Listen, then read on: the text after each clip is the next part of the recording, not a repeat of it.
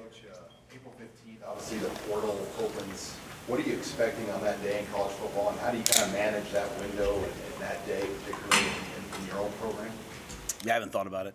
You guys, I've been pretty outright, straightforward that I look at the transfer portal as a tremendous opportunity for guys to figure out where they want to go.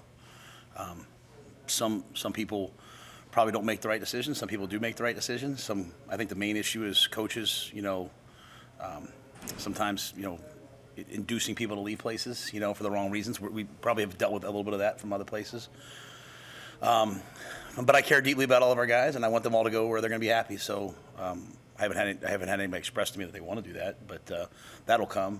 Some kids will, at some point, whether it's not now or some point, we'll look into that, and I'll always be there as a resource for them. But I'm not, I'm worried about spring practice. Do you like the window that they're doing though versus like that?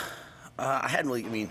I don't spend a lot of time thinking about things like that because they don't ask me my opinion. If they ask me, I have a lot to say. Probably I would prefer it was after our spring ball, so that guys would have some time to really make a very serious conversation. Like we'll meet with every player on the team the week after spring ball and just talk about how everything went and give them a kind of an opportunity to speak on their front. So we'll try to have really good conversations. I don't want them to feel rushed, to do that. So, but if it was up to me, we'd be playing the spring game probably a week later. So, then I'd have that same issue. So I don't know, to be honest with you. Did the guys come back with the intensity and retention that you wanted? I have to watch the tape to see. The retention seemed like it was pretty good. We introduced some new situations, some new things. So kind of the challenge that I gave them last week of coming back this week, it seemed like a lot of guys, I didn't think there was a ton of missed assignments or anything. I've learned over the years, not to judge practice based upon the way I feel out of practice, good or bad, right? So I like to watch the tape because, we're getting to the point now where so many guys are doing things right that when they do have maybe a bad play, it might just be one or two. So I'm anxious to see this tape, though. This is big for us. We're kind of one of those teams that, throughout the course of the week, build up and have really good Saturdays. And I want us to be a little faster starting. So just trying to get that done. So I had a team meeting today, which I normally don't do, just to kind of challenge them a little bit. So if it wasn't what I wanted, I have only myself to blame. So we'll see how the tape looks. We're going to talk to Garrett McGuire today. How would you evaluate his first position coach for you? I think it's been great. I think unfairly, I don't know if it's unfairly, but he's had a lot of people question, him, right? Which really honestly hurts us in recruiting. We're out there recruiting and people are following us and they're like, well, I keep hearing this narrative. It's coming from our own people. I'm like, so we have to battle that a little bit. But, I always look at things in my life what I want my son to play for him, and I'd want my son to play for Garrett. I don't know if you guys probably don't see the second half of practice, do you? We do team outside and they throw 7-on-7 inside. He runs the whole passing game. He knows the quarterbacks, progressions, the running backs, tight ends, receivers. So I think I think the receivers are one of our stronger groups are coming on, and I think he's done a really good job. So I think as he starts to churn out NFL prospects, the top recruits in the country will realize that if they play for Garrett, they're not going to just get someone who's a hype guy. They're going to get a really good coach who's also going to care about them off the field. Matt, what's Isaiah shown you so far this spring? He's really, really, really dependable. He's talented, good hands, gets in and out of his breaks. But the biggest thing we're trying to express to this team is, dependability is one of the greatest traits you can have as a teammate and as a member of the team. If I know that you're going to be where you're supposed to be and do what you're supposed to do, and Isaiah's a guy, especially with his story, transferring in and then leaving the team, it leaves a lot of questions in terms of, hey, what happened? I've never really delved into it with him. I try to give everyone a blank slate. I think he's been awesome. I think he's a guy that can really help us this fall. Xavier looked like a guy who missed football last year. Just as far as he's on the field, how he moves and stuff, or does he kind of jump right back into that part? I don't know. I never saw him before, so it's hard for me to detail that. I think Xavier's very talented. I think it's just about sort of the same thing, just the day-to-day grind. We have a couple messages we're trying to get across to the guys. Dependability being one. Just that competitive stamina of doing it day after day after day.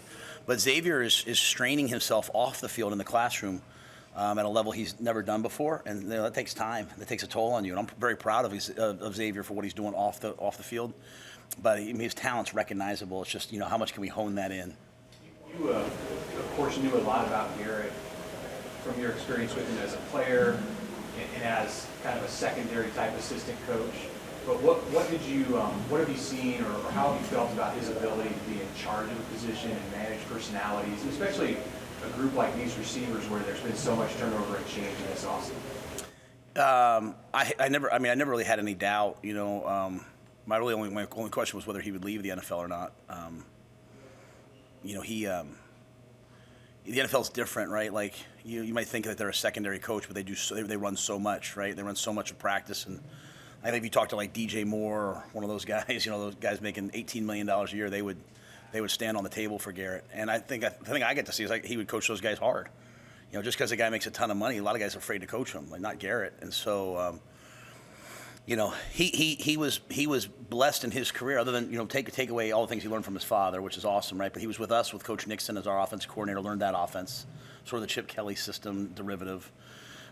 Came in, had a new offensive coordinator with Dave Aranda, went through that process. Came in with me to Carolina, worked under Joe Brady, who at LSU, what he did was dynamic, and then sort of the West Coast under Ben McAdoo. So in 6 years of his life, he's been a part of 4 offenses. And so I think his X's and O's knowledge is great. But I had no concern about his ability to relate to and work with players, because I saw him working with NFL guys on a level beyond just, hey, here's the card. I mean, he was doing things with them that, I wish all of our coaches could do. I see a pretty direct reflection of Joey. I mean, you mentioned those other influences, but from a person-to-person level, do you see a lot of Joey in Garrett?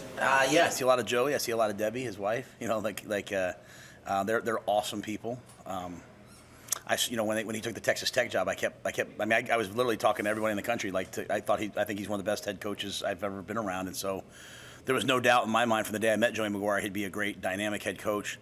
I think the thing that Garrett has a little bit of, Joey's boisterous and all that, but Garrett has an edge to him too. I mean, he's worked for some tough guys, right? He's worked for some really tough guys, and so I think he brings that element as well, which I think you need in college, right? You need someone who can sometimes be your friend, but you also need guys who can make sure you're going to class and doing all that. And I think that's where Garrett, that's what makes him special.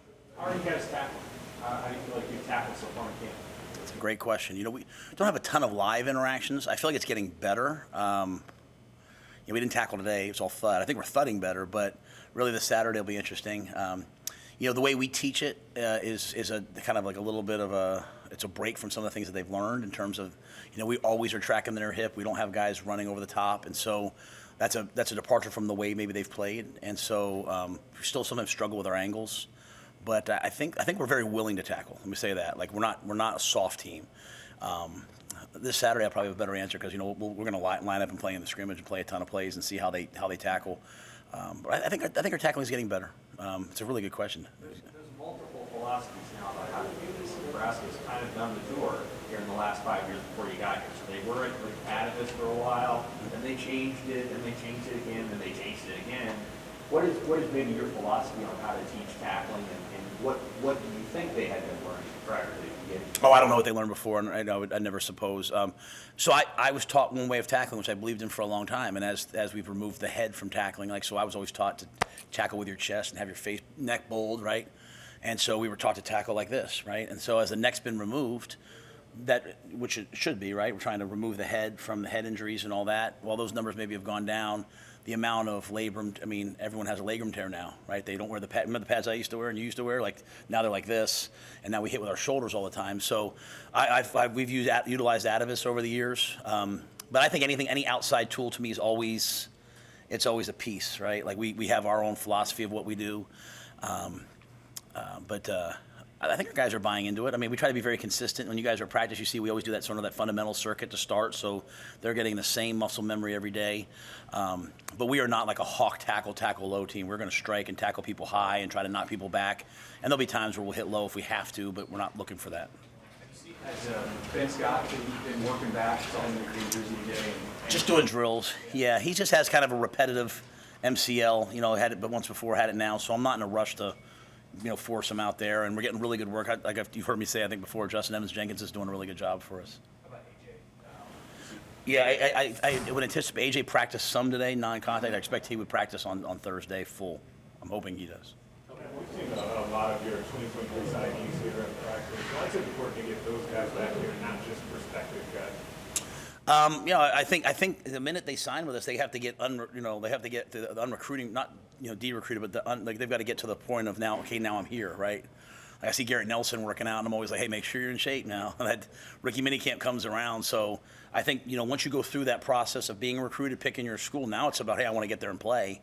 And so coming in and seeing the way that we practice, seeing the things that we do, I think it's good for recruits, it's good for parents, it's good for our players. When they show up eyes wide open.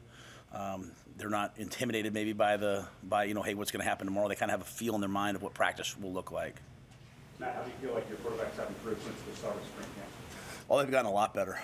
They've done a really nice job. That scrimmage, that Saturday live scrimmage, really helped them, I think. And since then, we mixed the live day in last week where they were live down the red zone. But I think that's really helping our quarterbacks. And just the repetition of again, when you're trying to get 4 quarterbacks ready, that's tough. So the repetition and the way we're practicing, always having at least 2, sometimes 3 drills going at once, to kind of the blueprint that Coach Osborne laid out. We're trying to maximize that so that they're getting a ton of reps. Would you Have you been able to think about a format for the spring game yet? Have you delved into that? Yeah, it's just going to come down to numbers. I mean, if we're planning on playing a game, like I'd like to play a game, and have it be competitive. That's kind of, I've done a couple years where I had to do like offense versus defense, but even that I've tried to make competitive. But my goal is for it to be a competition and just to play it out. Do you foresee the quarterbacks being live there at all in the spring game?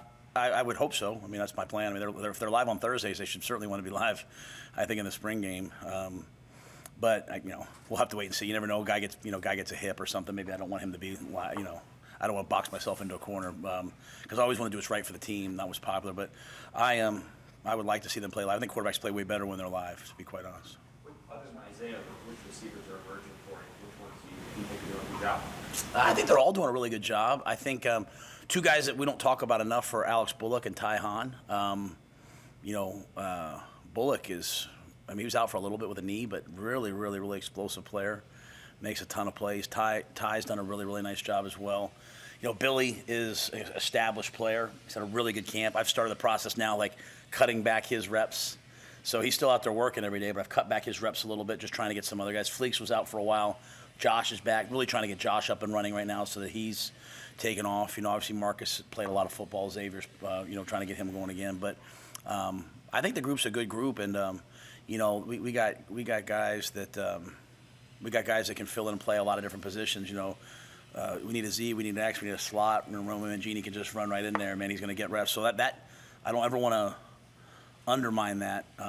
People talk about receivers sometimes. It's from the recruiting process on. It's like I'm an X receiver, and then they get to the NFL, and it's like I better be able to know all 3 positions and play special teams. So we're trying to build that culture so that they have a chance to make it. How many talented receivers over the years have you guys seen leave and go off to the NFL and just never quite have a great career because they don't understand that receiver in the NFL is about like 2 guys, and then after that it's you're a special teams player or you're really smart. So we're trying to build that into our guys right now, and so having guys like that buy into that are good. So I like the group. I just we'll be counting on some of those guys we're bringing in, the young kids. They're going to have to help us with a flash here or there. But I do like the group. All right, guys.